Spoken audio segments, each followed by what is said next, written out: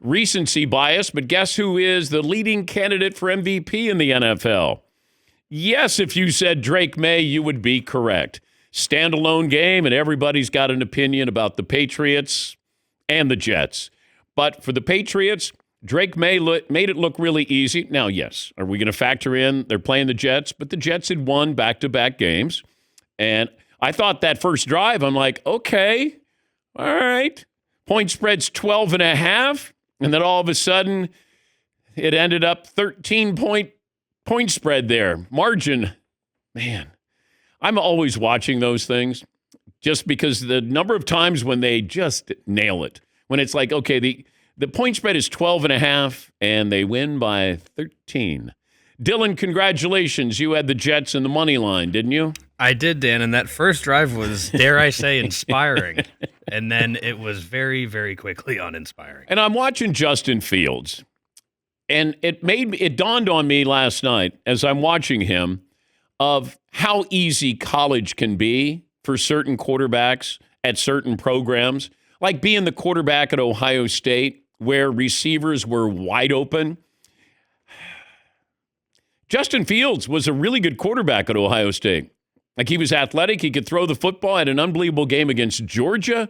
And now you realize the difference between college and the pros because he's not a starting quarterback in the NFL. If your game plan is basically just spread everybody out and let him run, then he could be your quarterback. But watching last night, it's just not there. Meanwhile, Drake May made it look very easy. If you would have had him wear number 12 last night, now granted, he's more athletic than Tom Brady, but if he was wearing number 12 last night and you saw him in the pocket, you'd go, oh, they're showing old clips of Brady. Now, granted, the throwback uniforms, I kind of like the look of them. I was okay with it. Like, at first, I thought, somebody's in trouble. Whoever did the laundry is in trouble. Those are faded. And then I was like, okay.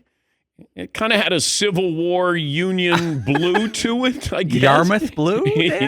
Yes. So I was curious how the Patriots would react as being a big favorite in a game you're supposed to win. But for Drake May, Patriots handled the Jets 27-14. New England's now 9-2. And I know some 9-2s aren't the same as other 9-2s. But they could end up with home field advantage throughout the entire AFC playoffs. Chiefs aren't going to get home field advantage. You still can factor in, Buffalo can win the division, but the Patriots' schedule is not that difficult second half of the season. And the West, they're beating up on each other. You got Denver and Kansas City coming up, but watching the Patriots, they're in great shape. I don't think the AFC is great. I think the NFC is top-heavy, better.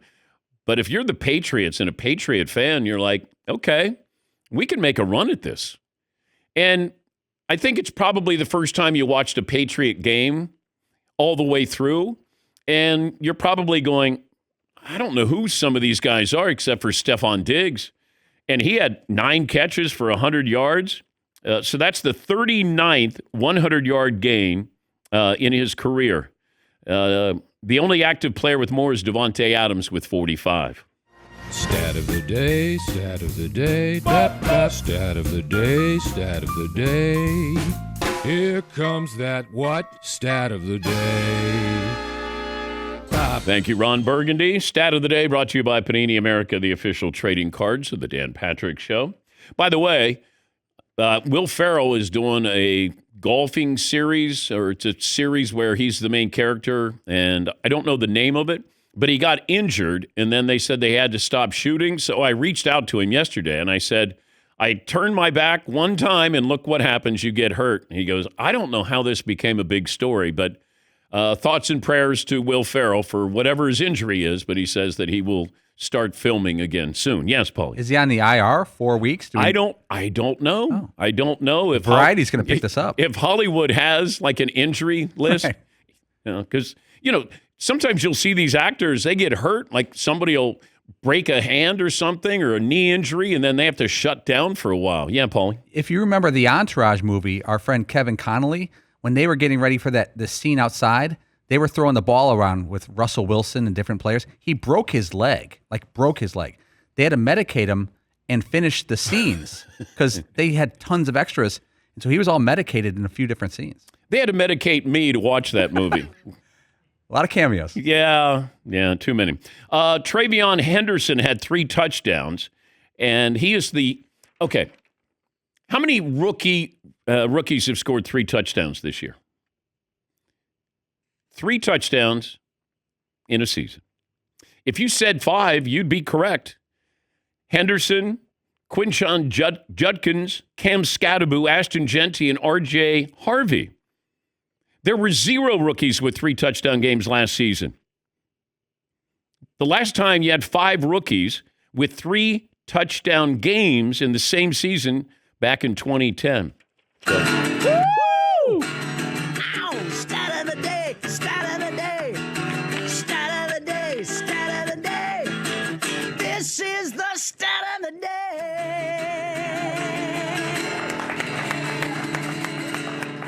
Patriots have their quarterback. They got a running back. Stephon Diggs is on a team-friendly deal. He's got 2 more years. They got more cap room than anybody. They're set. They're set. Now, they had to, quote, settle for the 3rd pick, the 3rd quarterback in the draft, and they end up getting Mike Vrabel, who somehow was made available by Tennessee. The Jets were interested in Vrabel. Patriots swooped in and got Mike Vrabel. And just like that, the Patriots are back. And if you look at the division, the Jets are in a rebuild. Buffalo is kind of not as formidable as they've been before. And the Dolphins, who knows? Feels like they're in kind of no man's land as well. But the Patriots have won 8 in a row. Longest winning streak since 2019, which happened to be Tom Brady's last season in New England.